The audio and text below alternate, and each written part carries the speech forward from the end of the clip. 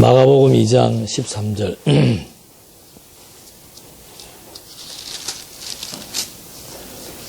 예수께서 다시 바닷가에 나가심에 무리가 다 나왔거늘 예수께서 저희를 가르치시니라. 또 지나가시다가 알페오의 아들 레위가 세관에 앉아 있는 것을 보시고,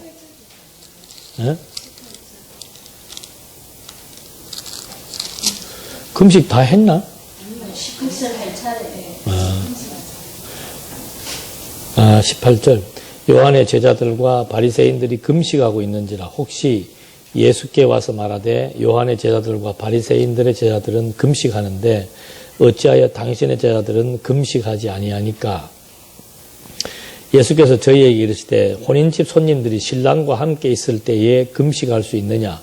신랑과 함께 있을 동안에는 금식할 수 없나니 그러나 신랑이 빼앗길 날이 이르리니 그날에는 금식할 것이니라. 생배 조각을 낡은 옷에 붙이는 자가 없나니 만일 그렇게 하면 기운 새 것이 낡아 그것을 당기어 헤어짐이 더하게 되느니라. 새 포도주를 낡은 가죽 부대에 넣는 자가 없나니 만일 그렇게 하면 새 포도주가 부대를 터뜨려 포도주와 부대를 버리게 되리라. 오직 새 포도주는 새 부대에 넣느니라 하시니라.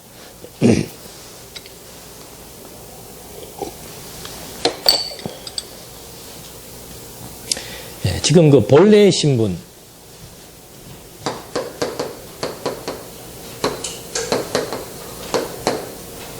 이 본래의 신분은 세 가지로 구분되죠. 첫째가 하나님의 아들. 이거는 뭐 근본적인 신분입니다. 하나님의 본래의 신분을 하나님의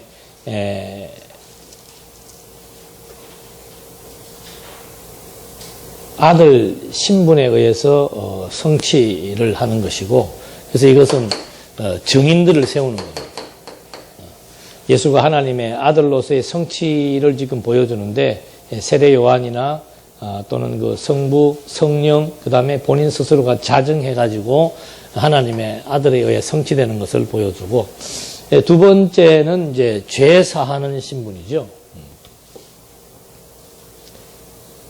속죄주 신분, 통치자 신분. 속죄주 신분에 의한 성취, 통치자 신분에 의한 성취.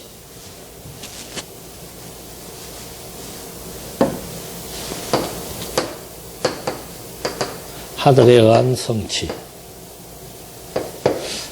속죄주. 그러니까 그 본래의 신분은 뭐 본래의 신분이라고 하는 것이 뭐 하나님의 아들을 의미하는 거죠. 하나님의 아들됨을 이제 하나님 아들 스스로에 대한 성취 사역을 통해서 보여주고, 두 번째는 이제 지난 시간도 얘기했습니다만은 속죄주라고 하는 것. 죄를 속하는 것이 하나님의 아들을 입증하는 하나의 단서가 되는데, 죄를 속하는 것이 왜 하나님의 아들을 증거하는 것이 되는가? 뭐 통치자는 쉽게 이해할 수 있죠. 하나님께서 모든 만물을 창조하신 창조주요 통치하시는 분이기 때문에 이해가 되지만은 속죄주가 어떻게 하나님의 아들과 관련이 있는가? 이거는 이제 우리 지난 시간에도 한번 언급을 했습니다만은 하나님께서 여기는 속죄주라고 하는 것은 여기 지금 나와 있는 대로 사제와 속죄주는 사제입니다. 사제를 통해서 하나님의 아들 신분을 말해주고 있는데, 사실은 뭐 속죄라고 하는 사제의 전제가 뭐예요? 사제의 전제가 정죄죠, 정죄. 그러니까 하나님의 아들임을 증명해 주는데, 하나님께서 지금 예수님이 내가 지금 죄사하는 권세가 있다, 그 말의 의미는 이미 정죄되는 것을 사해 준다는 그런 의미입니다. 그래서 그 아담이 타락을 할 때도 하나님께서 뭐가 죄인지를 딱 정해줍니다. 그게 바로 뭔가 하면은 선악과, 그거 먹으면은 그게 바로 죄가 되어져서 어떻게 된다? 죽는다 이 말입니다. 이게 정죄예요. 그래서 그의 영이 죽어버렸죠. 근데 이제 영원히 죽이지 않게 하기 위해서 영생과를 먹지 못하게 딱 막아놓고는 에덴 동산에서 쫓아내잖아요. 그게 사죄예요, 어떤 의미에서는. 에덴에서 방출하고 가죽옷을 입히는 이것이 에덴을 아담을 통해서 하나님께서 정죄와 사죄의 기능을 보여준 거죠. 그 다음에 이제 율법을 통해서는 자세하게 이제 규례를 만들어 줍니다. 그렇게 해서 정죄, 계명을 범하게 되면은 이제 하나님께서 그 죄에 대한 결과에 따라서 이것이 어떤 죄가 된다는 사실을 이제 입증시켜 주는 거죠. 그 다음에 정죄하는 것으로 끝나는 게 아니고 사죄의 기능이 있다는 거예요. 이게 이제 제사의 기능이죠. 그래서 유대인들이 제사를 드릴 때 하는 의식 중에서 아까 몇 가지 중요한 의식이 있습니다. 첫째는 정죄를 하되 살아있는 생명이 있는 짐승에게다가 죄를 정하도록 합니다. 두 번째는 뭔가 하면은 반드시 안수해라. 그 제물로 드릴 그 제물에게 안수해라. 왜 그런가? 내 죄를 짐승에게 정죄하는 거죠. 내가 받을 정죄를 짐승에게 정죄하는 겁니다. 그 다음에 이제 그 피를 제단 사면에 뿌려라. 이거는 이제 이것과 다 같이 연관이 된 거죠. 죽어 있는 짐승은 의미가 없습니다. 살아 있는 짐승을 죽여서 피를 갖고 뿌려야만 그것이 거기에 대해서 온전히 죄를 정하게 되는 거죠. 살아있는 짐승을 반드시 요구하는 이유는 뭡니까? 죄의 싹은 뭐니까? 사망이니까. 사망이라고 하는 것은 산 것을 죽여야 그게 사망이지. 죽어 있는 거는 그거는 아무 의미가 없는 거죠. 그래서 이 정죄라고 하는 것은 생명이 있어야 되고 거기에다가 인간의 죄를 다 정가시켜야 되고 그 다음에 그 피, 그 생명에게 죄를 정가시켜서 그 생명을 죽였다는 증거가 피가 되는 거죠. 이렇게 해서 이제 하나님께서 제사 규례를 통해서 먼저 정죄를 정확하게 해주는 겁니다. 그 다음에 이제 그 피로 말미암아 이런 그 짐승에게 정죄한 결과로 하나님께서 제사장이 제사를 드리게 해서 이제 죄인된 자기 백성들로 하여금 용서해주는 사죄의 역사가 주어지게 되는 거죠. 그래서 이스라엘 역사는 전부 이런 개념으로 다 나오는 겁니다.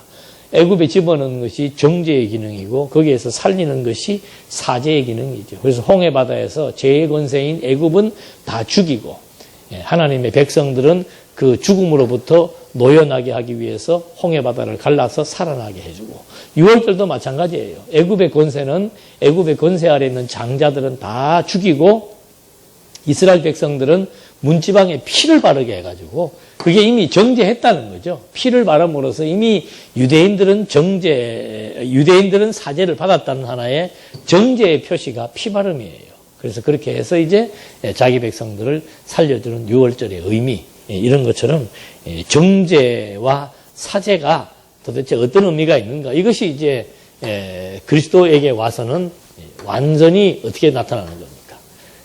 예수님께서 정죄받아 죽으시고 또 예수님께서 사죄의 은총을 베풀기 위해서 사신 거 아니에요. 부활하신 거 아니에요. 그래서 죄에 대하여 죽고 의에 대하여 산다 하는 말이 그게 예수님이 온전히 이거는 하나의 모형이죠. 모형. 예수님이 이제 온전히 나에게 정죄 기능도 있고 사죄 기능이 있다. 그것을 알려주기 위한 사역이 죄에 대하여 죽고 의에 대하여 사는 거예요. 그게 죽음에서 부활하는 겁니다. 그러니까 로마서에서 바울이 죽음에서 부활한 예수를 가리켜서 뭐라고 얘기하는 겁니까? 하나님의 아들로 인정했다. 그 말의 의미는 뭔가? 예수님이 곧 죽음에서 부활하심으로 하나님의 아들로 인정되었으므로 죄를 속할 수 있는 그런 자격이 있다. 이 말과 상통한 얘기예요. 그래서 하나님의 아들이라는 말의 의미 속에는 이 죄를 사한다는 것이 포함되어 있다는 거. 하나님의 아들인 것을 어떻게 할 수 있는가? 하나님의 아들을 판별을 할 수 있는 기본 요건은 뭔가 하면은 속죄주, 정죄와 사죄의 기능을 갖고 있다. 그 다음에는 통치 기능을 가지고 있다. 이 통치 기능도 몇 가지 유형이 있습니다. 자연 만물을 통치하고, 영계를 통치하고. 이게 사단을 예수님이 계속해서 정죄하고 귀신들을 정죄하는 이유가 바로 뭔가 하면은 당신이 통치 능력이 있다는 거죠. 첫 아담은 사단에게 졌지만은 둘째 아담은 사단을 마음대로 통치하고 다스린다라고 하는 것을 보여주는 겁니다. 자연, 그 다음에 영계, 그 다음에 인간의 질병, 그리고 인간의 생명. 이걸 당신이, 그래서 죽은 자를 살리는 이유가 뭔가 하면 내가 생명의 근원이고, 생명의 근원이라는 것은 인간의 생명을 좌지우지한다는 것은 그거 이상 그 큰 통치 능력은 없는 거죠. 그런 것들을 이제 보여줌으로써 본래의 신분, 하나님의 아들임을 이렇게 구약의 언약대로 다 그대로 성취하는 사역을 통해서 당신이 진정한 하나님의 아들이다 라고 하는 사실을 1차적으로 보여주는 거죠. 그 다음에 나타나는 것이 뭔가 하면은 본래의 신분이 크게는 이제 변화의 신분으로 나타나는 겁니다. 하나님의 아들이 이제 가장 낮은 자리에 들어갔다가 가장 높은 자리로 돌아가는 것. 이것이 이제 부활, 승천, 하나님의 보좌 우편에 앉아 계시는 것. 이것이 이제 정죄받아 죽으심, 고난이죠. 고난받아 죽으심. 이런 극적인 신분의 변화를 여기에서 보여주고 있는 거죠. 이것이 마가복음에서는 신분의 변화로 설명이 되는 것이고, 누가복음에서는 구원 사역의 과정으로 표현되는 거죠. 자기 백성을 구원하려면 자기가 정죄받아 십자가에 죽으시고 부활해야 자기 백성을 구속할 수 있는 게 되고, 마태복음에서는 이것을 제사의 기능으로 설명되는 거예요.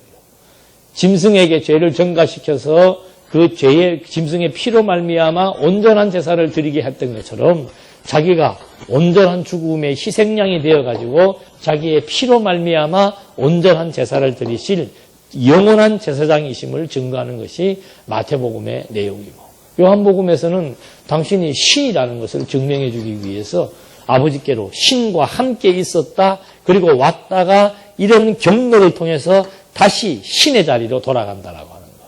그런 맥락에서 죽으시고 부활하심에 대한 내용들이 사복음서의 그 주제에 맞는 독특한 성격에 의해서 설명될 수 있다는 거죠. 그래서 지금 먼저 이게 지금 중요한 것이기 때문에 계속 말씀을 드리는 겁니다. 속죄주라고 하는 것이 왜 하나님의 아들이심을 증거하게 되는가? 죄를 정하시는 분도 하나님이고 죄를 사하시는 분도 하나님이에요. 그렇기 때문에 여기에서는 죄를 사하시는 속죄주의 사역을 통해서 예수가 하나님의 아들이심을 증거한다. 그래서 먼저는 그 중풍병을 고쳐서 죄 사하는 능력이 있다는 것을 보여주었고, 그 다음에 죄인들과 함께 있음으로 말미암아 죄 사하는 권세가 나에게 있다는 것을 보여주었고, 이번에는 이제 금식입니다. 금식. 그러니까 그 바리새인들은 뭐 철저하게 금식을 하지요. 금식을 하는데 예수님의 제자들은 이제 금식을 하지 않으니까 왜 너희 제자들은 금식하지 않느냐라고 이제 반문하게 하는데, 예수님의 답변은 뭡니까? 신랑이 함께 있을 동안에는 뭐 할 필요가 없다. 금식할 필요가 없다. 그러나 신랑이 죽을 때가 오는데 그때 금식할 것이다.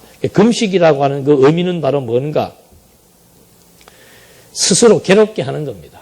고통을 느끼는 거죠. 스스로 괴롭게 하는 겁니다. 인간에게 가장 큰 고통은 밥 먹지 않는 거예요. 굶는 거예요. 물, 음식을 금하는 이것이 고통스러운 거죠. 스스로 괴롭게 하는 이유는 바로 뭔가? 구약시대 때 스스로 괴롭게 하는 것은 바로 금식은 죄로 인한 그 문제를 해결받기 위한 하나의 방법입니다. 그래서 이사야서에서도 보면은 이사야서 58장에 보니까 내가 기뻐하는 금식이라 그러죠. 나의 기뻐하는 금식은 흉악의 결박을 풀어주고 압제당하는 자에게 자유를 준다. 그러니까 금식이라고 하는 것은 뭔가 하면은 죄로 인해서 온 거예요. 죄로 인해서.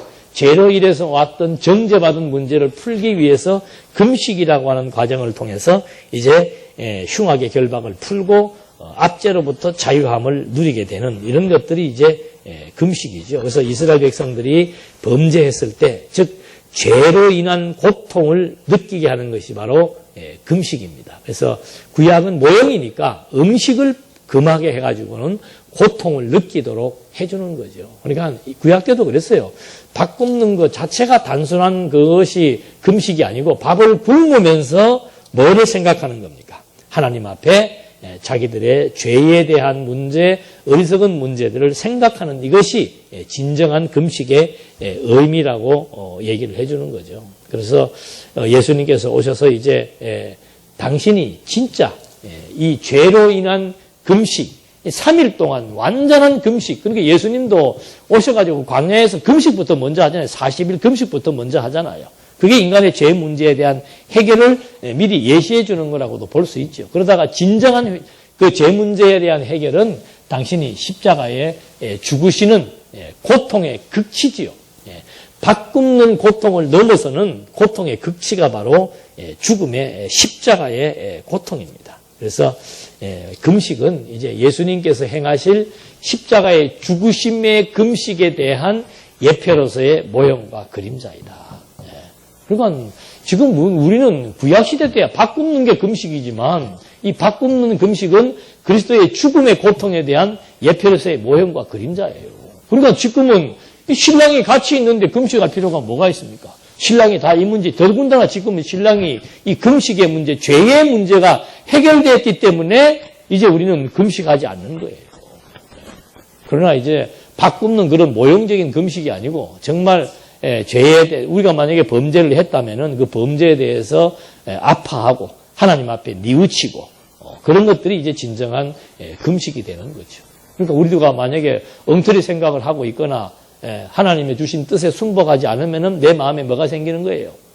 고통이 생기는 거예요. 그게 지금 내가 금식하고 있는 거예요. 그러니까 이런 문제를 구약의 문제를 신학적 의미 해석을 못하니까 오살리 금식기도원이 생기는 거예요. 저도 오살리 금식기도원에 숱하게 갔습니다. 명절 때고 뭐고 가면은 막 더군다나 1월 1일 첫날을 하나님 앞에 바치면은 1년 농사가 잘 될 것이라는 생각에 의해서 많이 올라갔었는데 그건 완전히 구약을 제대로 해석하지 못한 거죠. 구약의 백성들이 밥을 굶는 이유는 그리스도께서 죽음으로 말미암아 밥을 굶는 정도가 아니고 죽음으로 말미암아 죄의 문제를 해결할 것에 대한 예표로서의 모형과 그림자죠. 안식일도 마찬가지고요.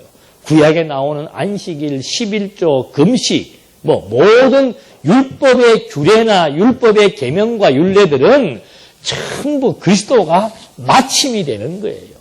얼마나 기가 막힌 마태복음에서 5장에서 내가 온 것은 율법을 폐하기 위해서 온 것이 아니고 율법을 성취하기 위해서 왔다. 로마서에서 바울은 예수님은 율법에 뭐가 됐다? 마침이 되셨다. 종결자가 되었다. 그 말입니다. 그러니까 율법은 그리스도를 지금 증거하는 것이지 오늘 우리들로 하여금 율법의 몇 가지 조항을 빼가지고 안식일 지키고 11조 지키고 성전이 지금 그대로 남아있고 이런 식의 잘못된 해석은 이건 너무도 편협되고 아주 유치한 그런 비천한 해석에 해당되는 얘기입니다. 지금은 밥 굶는 게 문제가 아니에요. 정말 마음의 고통이 무엇인지 죄 때문에 애통해하는 거. 예수님도 설명하잖아요. 애통하는 자가 복이 있다. 뭘 애통해하는 겁니까? 죄에 대한 애통을 의미하는 거죠. 그 문제를 그리스도가 해결했기 때문에 이제 정말 마음의 고통을 느낄 때는 예수님이 십자가에서 돌아가실 때 예수님이 제자들이 막 깔깔대고 웃겼습니까? 그때 느끼는 마음의 고통, 그 진정한 금식이 남아있지. 이제는 내가 온 이후로부터의 구약적 금식이라고 하는 것은 의미가 없다. 그래서 이 금식이라고 하는 것은 결국은 죄에 대한 뉘우침이기 때문에 사죄와 관련이 있으므로 금식을 통해서 제사하는 신분이 자기에게 있다는 거죠. 내가 온 것은 죄 문제를 해결하기 위해서 왔기 때문에 나와 함께, 신랑과 함께 있을 때는 아무 의미가 없다.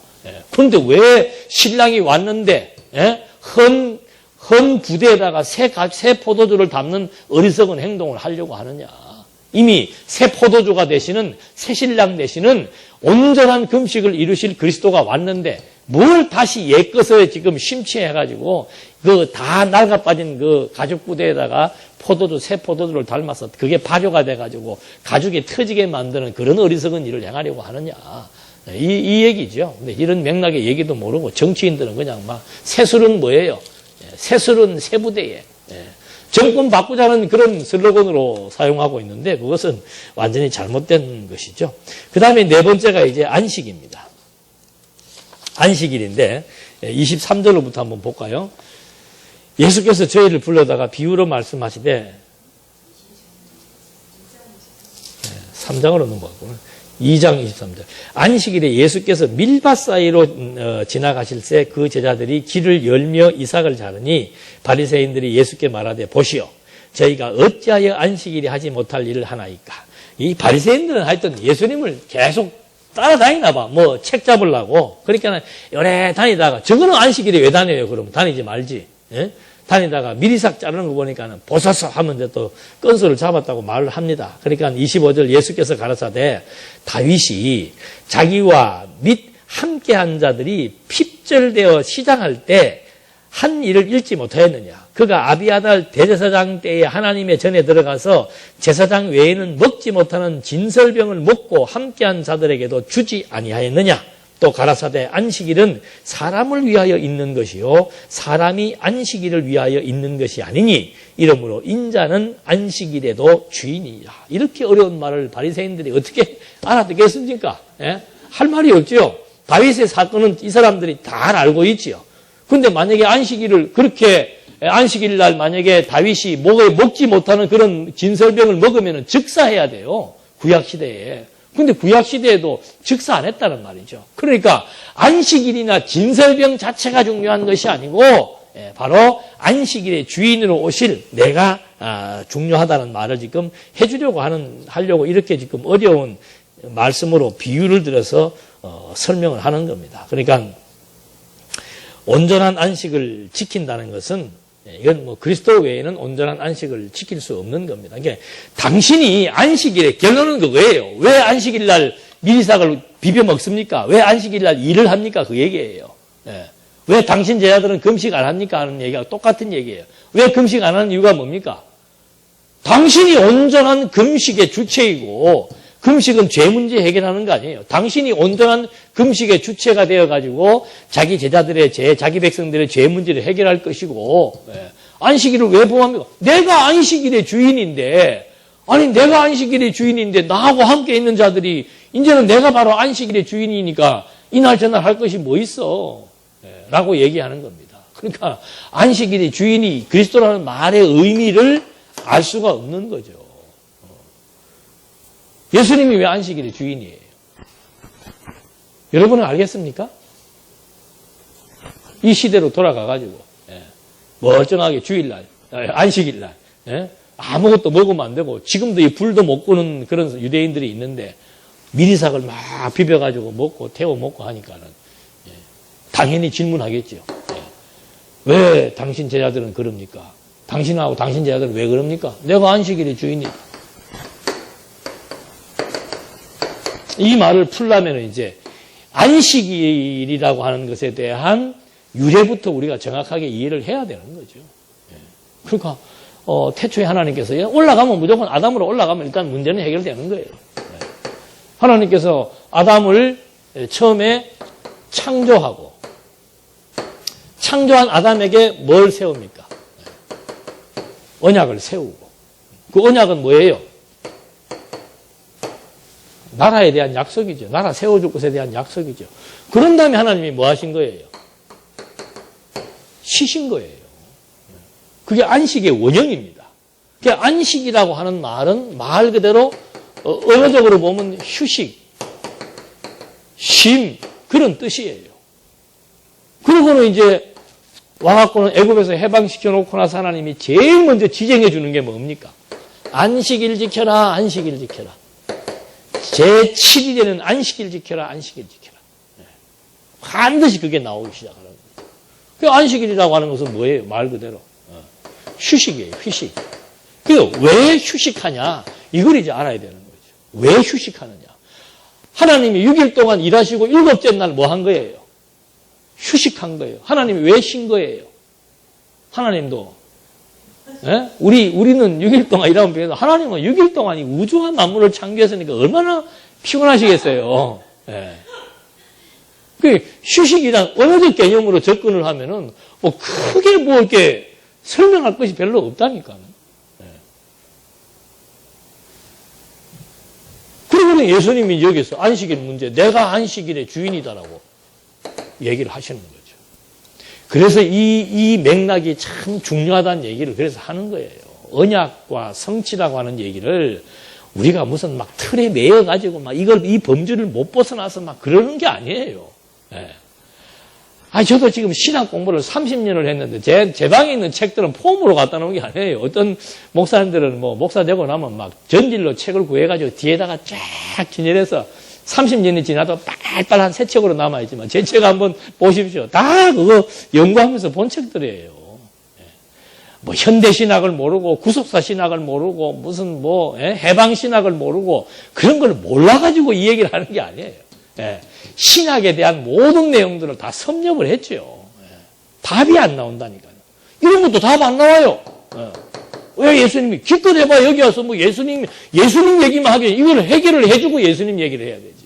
예수님이 왜 안식일의 주인이라고 자기가 얘기를 했냐는 거죠. 언약을 했고 안식이라고 하는 거, 하나님이 하시는 안식은 말 그대로 안식의 원형이에요. 안식의 원형.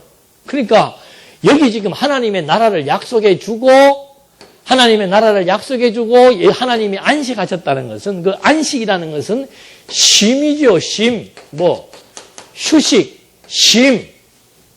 그러니까 로마서에 보면은 하나님의 나라는 하고 나와요. 하나님 나라의 상태를 얘기하는 겁니다. 하나님의 나라는 뭔가? 의와 희락과 뭐예요? 평강이에요. 그러니까 하나님의 나라라고 하는 하나님이 쉰 것은 우리처럼 무슨 일하다가 이렇게 이런 게 아니에요. 하나님의 쉬시는 안식의 원형이라고 하는 것은 앞에서 약속하신 하나님 나라에 대한 상태를 지금 설명해 주는 거예요. 안식이라는 건 뭔가 쉼을 얻는 거예요. 뭐가 쉼을 얻는가? 구약 때는 노동으로부터예요. 노동으로부터. 전쟁으로부터, 노동으로부터 휴식을 취하고 평화를, 노동으로부터 휴식을 취하는 게 안식이고 전쟁으로부터 승리해서 평화를 누리는 게 구약적 안식이에요. 그러니까 예수님이 안식일의 주인이라는 말의 의미는 뭡니까? 죄와 사망으로부터 해방되어서 이제는 의와 생명으로 자유와 평화를 누리는 여기에서 하나님이 보여주었던 진정한 안식에 대한 실체를 예수님이 지금 여기에서 이루어 주신 거예요. 그러니까 수고하고 무거운 짐진 자들은 내게로 와라. 내가 너희를 뭐하게 해주겠다? 쉬게 해주겠다는 거죠. 그 쉰다는 게 단순하게 뭐 일하다 쉬는 거냐? 그게 아니에요. 이 안식은 심령의 평안, 심령의 평안을 의미하는 겁니다. 영과 마음이 평화로워지는 걸 의미하는 거죠. 영과 마음이 죽은 자가 어떻게 안식을 누릴 수가 있습니까? 그러니까 예수님께서 안식일의 주인이라는 말의 의미는 뭔가 하면은 이 안식은 새 생명을 얻어야만 누릴 수 있는 거예요. 그러니까 예수님이 율법의 저주를 속량해가지고 죄에 대하여 죽고 의에 대하여 살아나심으로 말미암아 자기 백성들에게 마음과 영혼의 참된 안식을 누리게 해줄 수 있는 안식일의 주인, 안식의 주체라 이 말이죠. 이 설명이 아니고서는 이해할 수가 없는 거죠. 그런데 어떻게 머리 나쁜 한국교회 대부분의 지도자들은 또 안식일을 지켜라 그래요. 무슨 날 지키는 게 아니잖아요. 날 지키는 거는 구약에서 날을 지키죠. 금식, 구약에서 음식을 금하는 게 금식입니다. 이제는 날을 지키거나 음식의 문제가 아니고 실체예요. 실체. 죄의 문제가 완전히 구약에서는 죄 문제를 음식으로 해결했다면은 굶는 것으로 해결했다면은 이제는 그리스도가 금식의 주인이에요. 당신이 직접 죽으시고 부활하심으로 말미암아 죄에 대한 고통의 문제를 영원히 해결해 준 것이고 6일 동안 일하면서 얻어지는 육체적인 휴식과 쉼에 대한 문제 이것이 신약으로 넘어오면 죄와 사망으로 말미암은 두려움과 죄책과 공포를 의미하는 거 아니에요. 저주에 대한 공포 아니에요. 죄책에 대한 공포 아닙니까? 이 문제를 그리스도가 십자가에 죽으심으로 끝낸 게 아니고 죽으시고 부활하심으로 말미암아 자기 백성들에게 심령의 안식을 주었다는 거죠. 거듭나고 중생한 영혼과 마음에 누릴 수 있는 하나님의 나라의 상태. 그래서 하나님의 나라는 의와 희락과 평강이다. 하나님의 나라라고 하는 것은 뭔가? 하나님의 뜻에 순복하고 하나님의 뜻을 인정함으로 말미암아 주어지는 마음의 기쁨과 평강을 의미하는 이것이 그리스도로 말미암아 주어지는 진정한 안식일을 지키는 신학적 의미라고 성경이 정확하게 우리에게 명시해 주고 있는 거란 말입니다. 그러니까 요즘은 날 지키는 게 아니에요. 날 지키는 게. 그럼 맨날 그냥 검정 바지에 흰 와이셔츠 입고 나타나는 제7 안식교. 아직도 안식일 지키겠다고. 그래서 구약은 모형이라고 늘 얘기하잖아요. 구약은 그리스도에 대한 모형이에요. 그러니까 예수님도 누가복음 24장 44절에서 구약의 율법과 시와 선지, 구약 성경 전체는 나를 지금 가리키고 있고 내가 이루어서 내가 바로 구약의 실체인 하나님의 아들 그리스도라는 사실을 지금 증거하기 위한 근거가 되는 구약 성경이지, 여러분들한테 구약 성경 펴놓고 이것도 지키고 저것도 지키고 그런 식의 규범이 아니라는 말을 해주고 있는 거죠. 그래서 구약은 그리스도에 대한 가르침이고 그리스도에 대한 예표로서의 모형과 그림자이다. 십계명도 마찬가지고요. 우리가 요즘에 와서 계명을 지킨다 든다 그런 거, 그게 전부 그리스도께서 성취하실 내용이에요. 계명을 어기면 정죄 받잖아요. 그러면 정죄를 모면하려면 또 규례에 나와 있는 제사를 드려야 되는 거예요.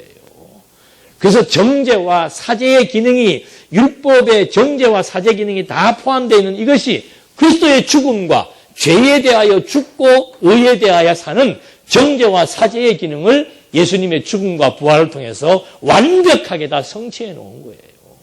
그런데 뭘 또 율법으로 돌아가가지고 10가지 찬송과 뒤에 붙어있는 10가지는 지켜야 된다고 얘기하면 이것이 얼마나 참 답답한 얘기를 하는 거예요. 그러면 당신들은 그럼 마음대로 사냐? 어떻게 마음대로 삽니까? 내 심령이 새 생명으로 자라나가지고 점점점 내 생각과 마음이 누구를 닮아가는데? 그리스도의 형상을 닮아가는데. 그래서 성경에 성령의 열매에 대한 기술이 나와 있고 선한 일에 대한 내용들이 신약 성경에 얼마나 많이 나와 있습니까? 사랑은 오래 참고 참아야 되는 게 아니고 참아지는 거죠. 내 영혼과 마음이 지금 변화가 된 누구로? 그리스도의 사상과 그리스도의 마음으로, 그리스도의 생명으로 변화가 되어지니까는 이제는 하나님의 뜻에 순복하게 된다는 거죠. 그게 정직과 순결이라고 욥이 말하고 있잖아요. 하나님을 인정하게 되고, 심령이 살아있으니까 하나님을 인정을 하게 되고, 하나님을 인정하게 되니까 모든 상황을 하나님 중심으로 해석하게 되고, 하나님 중심으로 해석하게 되니까는 내 중심으로 해석하면 지금 이것은 해야 된다고 막 급한 마음이 생겼는데 하나님 중심으로 해석하게 되니까는 뭐가 돼야 됩니까?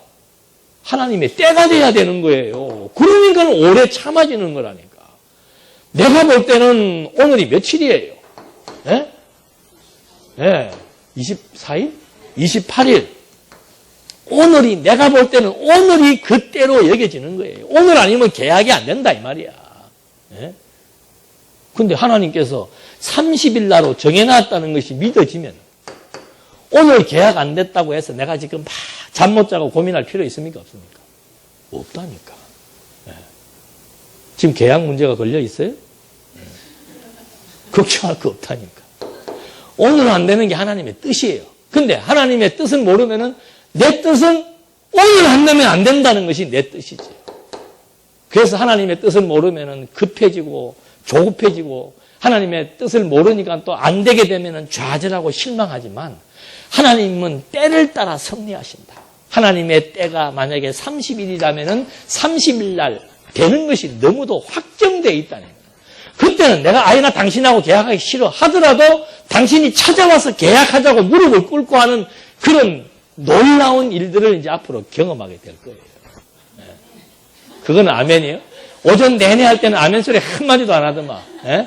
하나님이 공고함을 주셨다 그러니까 쩝쩝거리고 앉아 계시더만은, 예? 하나님이, 예. 그래서 우리가 하나님을 믿으니까 우리가 그리스도의 심령으로 변화되었다는 것이 바로 뭔가 하면은 이런 구체적인 사항을 다 함의하고 있는 거예요. 그게 믿어지니까는, 기다릴 수 있는, 오래 참을 수 있는 여유가 생기는 거죠. 왜? 하나님의 뜻과 때를 인정하게 되니까. 예. 그래서 우리가 볼 때, 아이고, 저래 갖고 되겠나? 됩니다. 예. 저래 갖고 사람이 되겠나? 사람 됩니다. 예. 걱정할 거 없어요. 예. 하나님이 키워가신다니까. 예. 우리가 볼 때는 우리는 지금 현재만 보잖아요. 예. 지금 아이가 성적이 어떻고 요것만 보면서 이것이 장래에 뭐가 될 거 하지만은 공부 잘한 사람들의 미래나 못한 사람들의 미래나 성적대로 가는 거 아닌가 알잖아요. 그래도 공부는 해야지요. 하라니까. 하지 말래요. 예.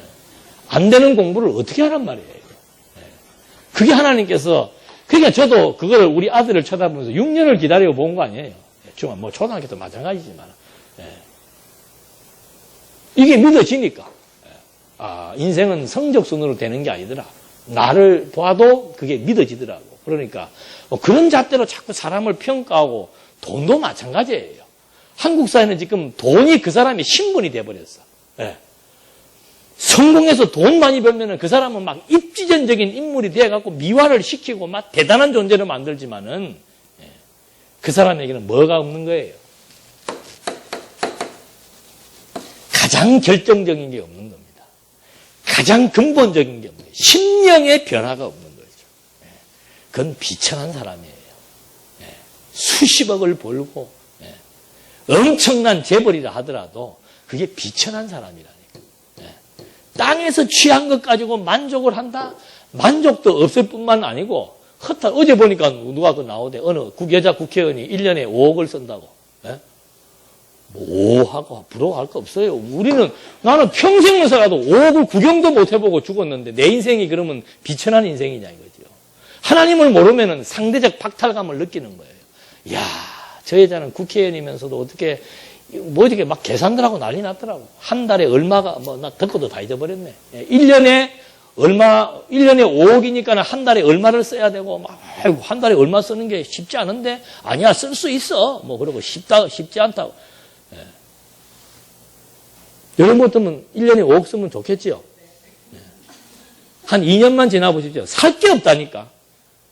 사람은 자꾸 뭔가 구매 욕구가 있잖아요. 그분이 임하시면은 계속해서 탐색을 하고 요즘 인터넷도 많아갖고 막 그 탐색해가지고 그거 하잖아요. 그게 이제 일종의 욕구 충족이 된단 말이에요. 구매욕이라고 하는 것이. 근데 있으면은 나중에 이제 쌓아놓다 보면은 다 필요 없어요. 우리야 없으니까. 예. 지금 우리야 차도 기껏 타봐야 몇천 대잖아요. 근데 5억짜리 차가 있으면 좋겠다? 그러면 그 사람이 5억짜리 차를 10대를 살 거예요? 20대를 살 거예요? 한계가 있다니까. 그래서 그런 것 가지고 무슨 행복하고 불행하고 정말 지혜로 말미암아 심령이 새롭게 되어져서 하나님을 인정하고 산다는 것 이상 하나님 나라가 우리 심령 속에 주어지는 것. 예? 마음의 희락과 의는 뜻에 대한 순복이잖아요. 하나님의 뜻에 대한 순복, 분깃에 대한 인정, 분량에 대한 인정, 그것이 우리 마음의 기쁨을 가져다 주고 마음의 평안을 선물해 주는 거라니까. 그게 되니까 오래 참게 되고 아름다운 선한 일이 무엇인 줄 알게 되고 그건 본능으로 알아요. 애기들이 잘못한 거 본능으로 안다니까는요. 자기가 잘못한 일 하면 엄마 눈치부터 보잖아요. 똑같은 거예요. 성도들은 요거 해야 돼. 이거 없어도 상관없습니다. 율법의 조항이 없어도 우리는 마음판에 이미 심령에 하나님의 선한 일이 무엇인 줄 알고 성령의 열매가 어떻게 맺혀지는 원리를 알기 때문에 그 원리가 나를 지배하면은 정말 하나님의 뜻대로 된다는 이 말씀이 나를 지배하면은 오래 기다릴 수 있고 사랑의 열매가 섬뻑섬뻑 맺어질 수 있는 그런 결과가 나타나게 돼 있는 거죠. 그래서 안식일을 하다가 아니구만. 안식일이라고 하는 것이 그렇게 중요한 의미가 있는 겁니다. 그러니까 하나님께서 안식에 대한 참 원형을 보여주었죠. 그러니까 이 안식을 심령의 안식을 누리게 해줄 자는 하나님과 하나님의 아들 외에는 없습니다. 안식이라는 것이 천국을 누리는 상태예요. 천국은 누가 지배하는가? 하나님과 그의 아들 외에는 천국을 지배하거나 천국을 움직일 통치자가 없어요. 그렇기 때문에 안식일이라고 하는 것이 왜 중요한가? 예수님이 왜 안식일의 주인이라 그랬는가? 안식일은 하나님 나라의 상태를 의미하는 것이기 때문에, 안식은 하나님 나라의 상태를 의미하는 것이기 때문에 그 상태는 당신만이 그 상태를 주장할 수 있고 주관할 수 있기 때문에, 그래서 몸소 보여준 것이 죽음에서 부활하사 심령의 새 생명을 얻고 안식을 누릴 수 있도록 섭리해 주신 것. 그래서 바로 당신이 진정한 속죄주이신 하나님의 아들이심을 우리에게 증거해 주는 겁니다. 그 다음에 이제 아들로의 신분을 가르쳐 주는데, 이 아들은 바로 속죄주의 아들로서, 첫째는 안식일에 사람을 고쳐서 죄를 속하는 아들임을 제시해 주는 거죠. 계시해 주는 거죠. 3장 1절 볼까요? 예수께서 다시 회당에 들어가시니 한편 손 마른 사람이 거기에 있는지라. 사람들이 예수를 송사하려 안식일에 그 사람을 고치는가 엿보고는. 지금 안식일이 중요하지요. 안식일에 먹는 문제가 거론이 되었고 안식일이 병 고치는 문제가 거론된 거예요. 3절 예수께서 손 마른 사람에게 이르시되 한가운데 일어서라 하시고 저희에게 이르시되 안식일에 선을 행하는 것과 악을 행하는 것, 생명을 구하는 것과 죽이는 것 어느 것이 옳으냐 하시니 저희가 어떻게 해요? 잠잠하는 거죠. 어느 것이 옳아요? 근데 중요한 것은 예수님이 왜 이런 말씀을 하실까요? 지금 안식일 때문에 유대인들의 신경이 극도로 예민해져 있습니다. 유대인들에게 있어서 안식일은 목숨과도 같은 날이에요. 지금도 지키잖아요. 그런데 예수님은 그걸 파괴시켜버리는 겁니다. 그래서 안식일에 도리어 음식을 먹게 하고 안식일날 병을 고쳐준 거예요. 안식일날 음식을 먹게 하면서 내가 안식일의 주인이라고 청천벽력 같은 얘기를 해버리죠. 안식일에 대한 주창자는 하나님 외에는 없는데 당신이 안식일의 주인이라고 얘기를 했고, 이번에는 안식일날 병을 지금 고치니까 사람들이 막 집중을 하면서 또 그냥 말을 하려고 하니까는 미리 입을 봉해버리게 하는 겁니다. 안식일날 평생 불구자 고쳐놓고선 하는 말씀이 선을 행하는 것과 악을 행하는 것, 생명을 구하는 것과 죽이는 것 어느 것이 오느냐. 왜 이걸 묻는 거예요? 당신이 바로 안식일의 주인이기 때문에. 그러니까 내가 안식일의 주인이니까 안식일날 내 마음대로 무엇을 할 수 있다? 선을 행할 수도 있고 악을 행할 수도 있다는 거죠. 안식일의 주인이니까 안식일날 병을 고치는 그것이 뭐가 잘못된다는 거죠. 안식일의 주인인데 안식일날 음식을 먹는 것이 뭐가 잘못된다는 거죠. 안식일의 주인이 아닌 자들이 그렇게 한다면 문제가 되지만은 당신은 안식일의 주인이기 때문에 아무런 문제가 없다라고 하는. 그래서 아들로서의 신분을 안식일에 병 고치는 문제를 통해서 죄를 사하는 아들이라는 것을 보여주고 있습니다. 그러니까 5절 저희 마음의 완악함을 근심하사 노하심으로 저희를 둘러보시고 그 사람에게 이르시되 내 손을 내밀라 하시니 그가 내밀매 그 손이 회복되었더라. 바리새인들이 나가서 곧 헤롯 당과 함께 어떻게 예수를 죽일까 의논하느니라. 그러니까 이 사람들의 관심은 하여튼 예수님이 아무리 이런 설명을 해줘봤자 이 사람들의 배역은 뭡니까? 예수를 낮은 자리로 집어넣는 배역을 맡은 사람이기 때문에 아무리 바른 설명을 해줘도 그 말의 진리를 이해할 수가 없도록 되어 있는 거죠. 그래서 여기서는 이제 안식일에 대한 것을 통해서 속죄주가 되시는 안식일의 주인인 것을 여기서 계속해서 설명을 해줍니다. 그러면서 속죄주라고 하는 것은 하나님의 아들만이 할 수 있는 사역이기 때문에 당신이 안식일날 죄를 속하여 병을 고침으로 말미암아 안식의 주인임을 증거해주고 있는 거죠. 그 다음에는 이제 큰 무리와 귀신들의 고백으로 하나님의 아들임을 계시하는 내용이 나옵니다. 여기에서는 이제 귀신들이 하나님의 아들임을 고백하는 그런 역사가 나타나는데 요거는 다음 시간에 하도록 하겠습니다. 기도하시겠습니다. 하나님 아버지, 예수가 하나님의 아들이라는 그 사실이 오늘을 살아가는 저희들에게는 정말 모든 것의 근본이고 하나님의 영광을 보게 하는 계시의 절정이기에 중요한 줄로 압니다. 하나님을 본 자가 없으되 아들을 통해서 아버지를 본다고 말씀하신 대로 2000년 전 예수가 하나님의 아들 그리스도라는 사실을 통해서 우리 모두 하나님의 존재를 확정하고 살아계신 하나님을 믿고 경외하며 살아갈 수 있도록 인도해 주시옵소서. 예수님의 이름으로 기도드립니다. 아멘.